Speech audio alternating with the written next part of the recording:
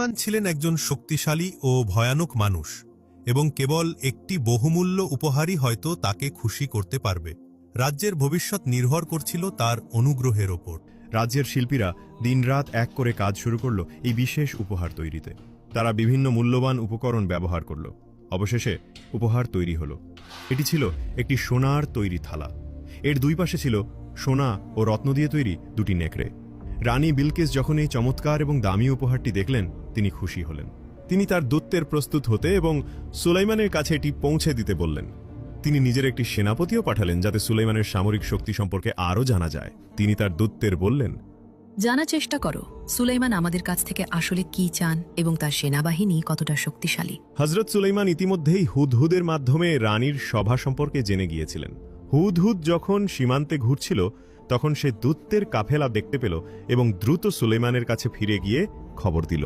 তার কাছ থেকে শুনে সুলাইমান বুঝলেন যে রানী উপহার পাঠাচ্ছেন। তিনি এটাও বুঝলেন রানীর আসল উদ্দেশ্য হল তার মনোভাব ও সৈন্যদের শক্তি যাচাই করা। তাই সুলাইমান আদেশ দিলেন তার সেনাবাহিনীকে প্রস্তুত হতে এবং সারিবদ্ধভাবে রানীর দূতদের গ্রহণ করতে হবে। তিনি কিছু মানুষও পাঠালেন তাদের অভ্যর্থনা জানাতে। হযরত সুলাইমানের একটি মাত্র উদ্দেশ্য ছিল, আমি চাই তারা আমার সঙ্গে দেখা করার আগেই নিজেদের পরাজিত মনে করুক।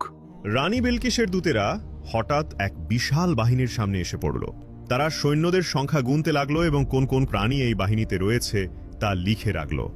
তাদের বিস্ময়ের সীমা রইল না যখন তারা দেখল সুলাইমানের সেনাবাহিনী কেবল মানুষের নয়, বরং সিংহ, বাঘ, হাতি, পাখি এবং আরও অনেক প্রাণী নিয়ে গঠিত।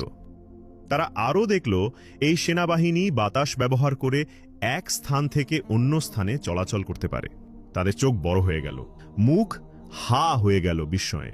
এই বাহিনী ছিল একেবারেই আলাদা, মহিমাময় এবং ভয়ঙ্কর। তারা বুঝে গেল এমন বাহিনীর বিরুদ্ধে তারা কখনোই যুদ্ধ করতে পারবে না। যখন তারা লক্ষ্য করল কিছু অস্ত্র নিজেরাই নড়াচড়া করছে, তখন তাদের ভয় আরও বেড়ে গেল। তারা একে অপরের দিকে তাকিয়ে আতঙ্কের সঙ্গে প্রশ্ন করল, এটা কি?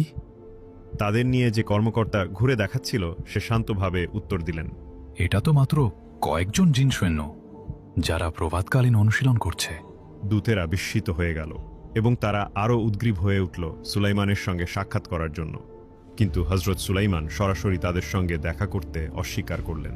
তার পরিবর্তে তিনি তার এক অধিনায়ককে পাঠালেন তাদের সঙ্গে কথা বলতে। ওই কর্মকর্তা দূতদেরকে প্রাসাদে দুপুরের আহারের আমন্ত্রণ জানালেন। দূতেরা চারদিকে তাকিয়ে বুঝতে পারলেন তাদের আনা উপহারগুলো কত তুচ্ছ এবং মূল্যহীন মনে হচ্ছে সুলাইমানের রাজত্বের গৌরব ও ক্ষমতার তুলনায়। তবুও তারা সংকোচ ও লজ্জার সঙ্গে উপহারগুলো হস্তান্তর করল। কর্মকর্তা উপহারগুলো সুলাইমানের কক্ষে নিয়ে গেলেন, কিন্তু কিছুক্ষণের মধ্যেই তিনি আবার ফিরে এলেন সেই উপহারগুলোর সঙ্গে নিয়েই। তিনি সেগুলো টেবিলে রেখে বললেন, নবী সুলাইমান এই উপহারগুলো গ্রহণ করতে অস্বীকার করেছেন। এরপর তিনি সুলাইমানের বার্তা তুলে ধরলেন, তোমরা কি মনে করো তোমাদের সম্পদ দিয়ে আমাদের প্রভাবিত করতে পারবে? আল্লাহ আমাদের যেটুকু দিয়েছেন তা তোমাদের থেকে অনেক উত্তম। তোমাদের উপহার ফিরিয়ে নাও। আমরা যদি এমন এক বাহিনী নিয়ে তোমাদের কাছে যাই যেটার কল্পনাও তোমরা করতে পারো না, তাহলে নবী সুলাইমান তোমাদেরকে শহর থেকে অপমানের সঙ্গে বিতাড়িত করবেন। দূতেরা আতঙ্কিত হয়ে পড়ল। তাদের একজন কর্মকর্তা জিজ্ঞেস করল, সুলাইমান আমাদের থেকে আসলে কি চান? অনুগ্রহ করে পরিষ্কারভাবে বলুন যেন আমরা রানীকে জানাতে পারি। সে শান্তভাবে উত্তর দিলেন, নবী সুলাইমান কেবল একটি জিনিস চান, তোমাদের রানী এবং জনগণ যেন তার কাছে আত্মসমর্পণ করে। তারা বুঝতে পারল এই বার্তাটি একদিকে শান্তির আহ্বান, অন্যদিকে কঠোর হুঁশিয়ারি। তাই দূতেরা ফিরে গেল রানী বিলকিসের কাছে সুলাইমানের কথা পৌঁছে দিতে। দূতেরা যখন পৌঁছালো তখন রানী ঘুমাচ্ছিলেন, তবে তিনি তার দাস দাসীদের বলেছিলেন দূতেরা এলে যেন তাকে সঙ্গে সঙ্গে জাগিয়ে দেওয়া হয়। তাই তারা বিরক্ত না করতে চাইলেও তাকে জাগালো।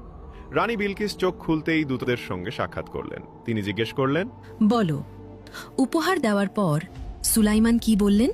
দূতেরা ব্যাখ্যা করল যে তারা সুলাইমানের সঙ্গে দেখা করতে পারেনি।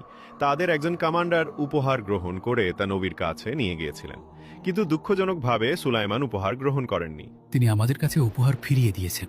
তারা সুলাইমানের বার্তাও জানিয়ে দিল। এটা শুনে রানী মাথা নিচু করে চিন্তায় পড়ে গেলেন। সুলাইমান তার উপহার গ্রহণ করেননি, দূতদেরও স্বাগত জানাননি। তিনি তাদের কাছ থেকে আরও বিস্তারিত জানতে চাইলেন, তারা যা কিছু দেখেছে সবকিছু। তিনি বুঝলেন সুলাইমান কেবল একটি জিনিসই গ্রহণ করবেন,